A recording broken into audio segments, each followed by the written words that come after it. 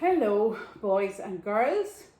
Today Catherine is going to make a Christmas cake. Okay, first I'm going to turn on my oven to 130 degrees. Now ask whoever is at home with you what temperature you should have the oven at, because all ovens are a little bit different. So 130 to 150, okay? First we're going to look at our utensils. We have here a big bowl for mixing, a small glass bowl for beating our eggs, measuring cups and measuring spoons if you want, or I have a teaspoon here, a hand mixer, but don't fret if you don't have a hand mixer. Just melt your margarine a bit more in the microwave and you can use your wooden spoon and your elbow grease. A sharp knife, a pastry brush, spatula for scraping, a fork for beating the egg, a scissors if you needed to open any packets, but you probably have that already done, and the tin for cooking in it. So it's the big loaf tin, it's called the 2-pound tin. Okay, so we have our oven is heating. So the next thing we're going to do is we're going to line our tin, because it's very important to line the tin. We're going to just put a little bit of olive oil in here, or any kind of oil, small bit now. This is one with a shaker. Okay, have a little bit of oil in there. Be sure not to put too much. And you're going to paint it on your tin. Now it's really important that you go right up to the top and into the corners, okay? All around, grease your tin like that. And we line our tins for most things that we do when we're baking. So we're going to get some greaseproof paper then. So I'm going to cut a piece of greaseproof paper the same width as the tin, okay? The same length, I suppose, as the long side of the tin. So it's about there, from there to there.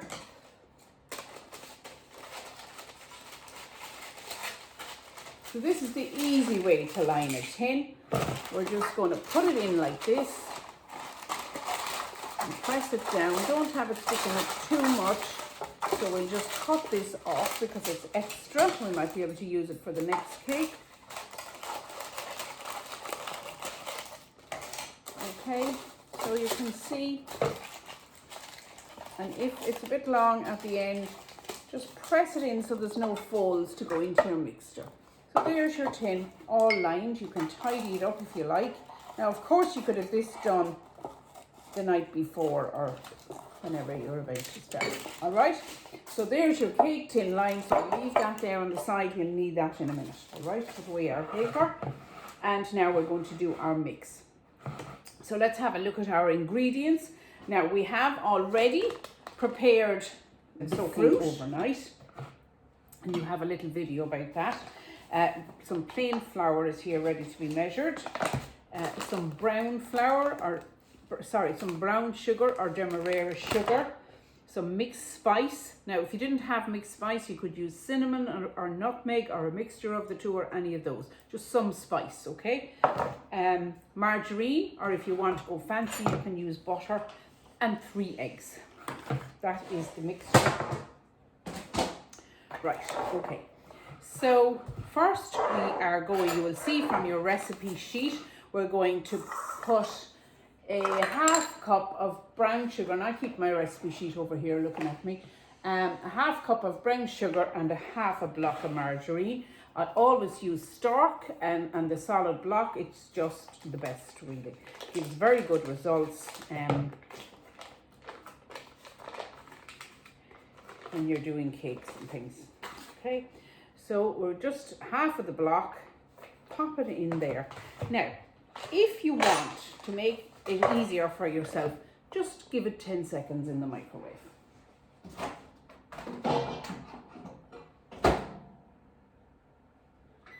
But certainly do have your margarine out of the fridge, because if it's a hard block, it's very hard to manage, or the butter if you're using butter.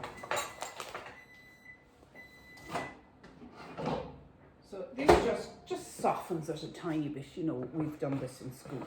Okay, so then you have your 1/2 cup of brown sugar, and always hold your cup over your bowl and fill it up level. And if a little bit falls into the bowl, don't worry about it.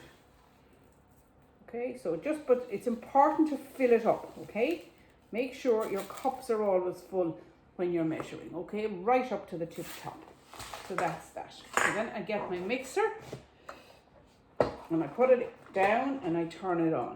Be very careful with your mixer. Always keep your one hand on the bowl and the other here. So we're just starting on the slow one, and we're just giving a mix like that. Right, we'll go fast for a minute or two.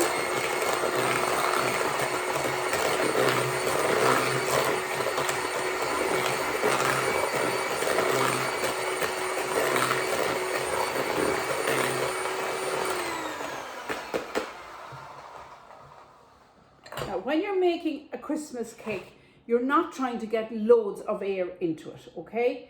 Because that's the kind of a cake it is. So not just enough mixing, not too much, okay? So now we're going to beat 2 eggs and we're going to add them into the mixture. I get my glass bowl,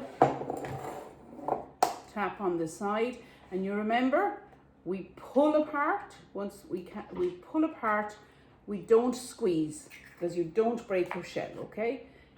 Tap and pull, no pressure. You see I'm barely holding it. Just pull it apart. That's the secret of breaking eggs properly. And you get your fork and we just beat those.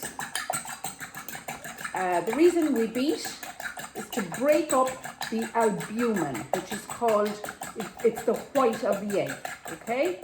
Albumin is the white of the egg, and it's a sort of stringy, so you just break it up when you're baking. It's easier to mix it, all right? So I'm going to put that in there.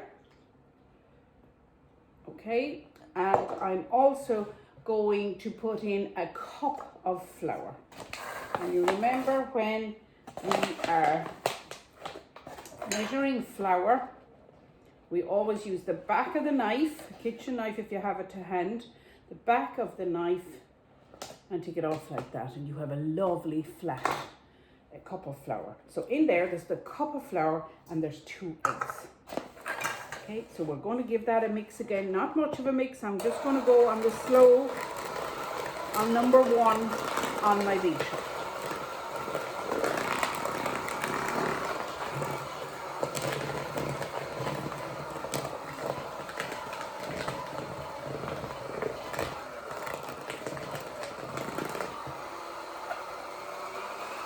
If you hold it up a small bit out of the mixture, it will throw off. So look, have a look at that. It's looking nice, isn't it? So our next step is to get another egg. The last egg, so we're putting in 3 altogether. Again, I'm going to beat it. Sorry. Again, I'm going to beat it.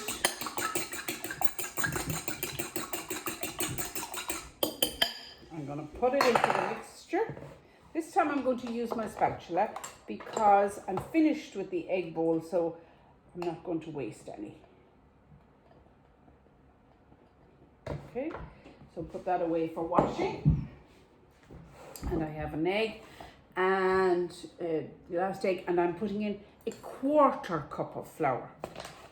And you're just doing it in stages. I have it broken up in stages for you. Get your knife, the back of your knife, and you have your 1/4 cup, which is the smallest cup, the one with the yellow mark. You put that in and you mix it.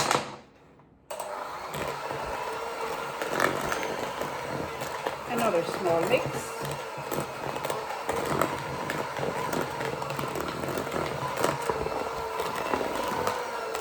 And you see here, I'm not going to the fast. I'm not going to the fast one like that.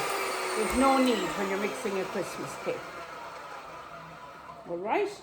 So when I'm at this stage, we have just a 1/4 cup of flour and a teaspoon of mixed spice to put in. I am not going to use the mixer anymore. I'm going to use the wooden spoon. We are folding in the last 1/4 cup of flour and the teaspoon of mixed spice.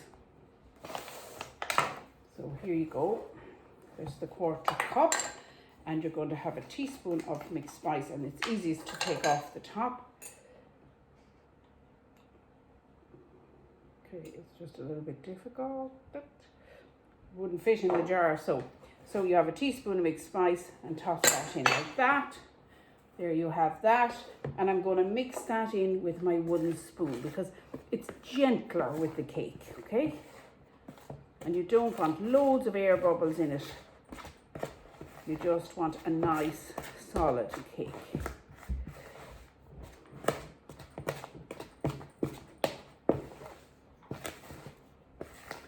So because I've got the fruit ready the night before, we have just to get your fruit and pop it in. All right, so it's all here, and you'll see that it is all blown up nicely and soaked up the whiskey that we put into it, okay?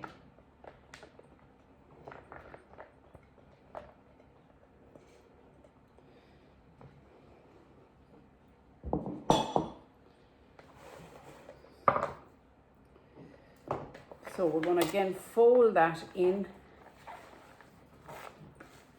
to our lovely cake, making sure you have no sign of any flour. You see, you can see flour there at the edge now. To make sure that's all gone. Put all your flour in and you've mixed it properly. Oh, it looks lovely. You can see the little bit of red coming through from the strawberries. Now, some of you might be asking, why have you not peel in it, or why have you not cherries in it, or why have you not nuts? This is your basic Christmas cake. If you want to add a few cherries, or a few nuts, or a bit of peel, go right ahead and do it, because it's not going to damage your recipe. There's a balance in every recipe between wet ingredients and dry ingredients. Dry ingredients are things like flour and so on, and our wet then would be the margarine or milk or eggs or whatever. So you have your balance, and if you want to add a few nuts, a few cherries, or a bit of mixed peel, go right ahead. Okay, so then get my spatula and I tidy it all up.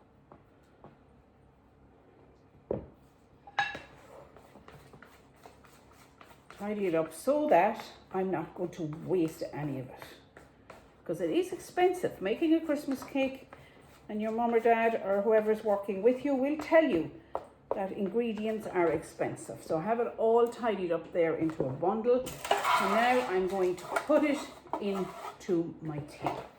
Okay, the tin is ready, and again, hold it up a bit high. You know, hold it well out. Don't stick it down like this, or it'll the bowl will get into the mixture on you and it'll all get messy. So try and keep it up like this and let it fall in. If you need help, ask for help.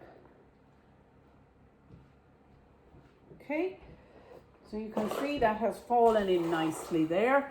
So I am going to make sure it's into the corners, okay? All around into the corners, you know, bounce up and down a little bit in it like that, but not much now. And I'm going to put a little bit of a well in the center. You see it? Because cakes always tend to rise up a little bit in the middle, because the eggs will make them rise. Okay? So tidy off the last little bit. We've wasted nothing. And there is our cake ready to go into the oven. The next step is to put on my oven gloves to make sure that I don't burn my hands in the oven. Now, put on my oven gloves, and I'm going to put it into the oven for about 1 hour and 15 minutes, and then possibly a little longer. 1 hour and 15 minutes to 1 hour and a half, depending on your oven. But we'll check it at 1 hour and 15. Now, the bell is sounding. So I'm going to take my cake out and have a look. I'm going to check it to see if it's done. How we do that is you have a clean knife, you stick it in, and if the knife comes out clean, your cake is done, okay? So I have a table mat here and I'm going to put on my oven gloves.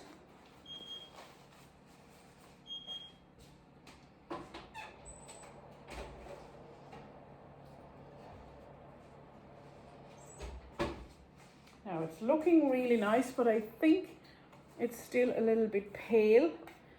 So remember, your tin is hot. Here is my knife. I'm going to stick my knife into the middle of it to take it out and look at it. And if you see it, it's still just a little bit sticky. So I think I'm going to have to leave that in for another 10 to 15 minutes. So it'll go back into the oven.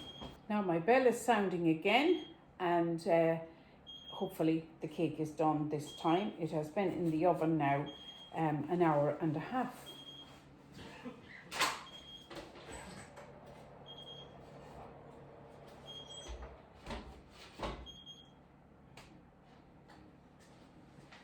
Okay, it looks good. Table mats here. Okay, you can see it's looking really nice. Get our knife again. We put it into the cake. And this time the knife has really come out more or less clean. You can see just a small little drag on it, but that's what I consider a clean knife. That cake is done.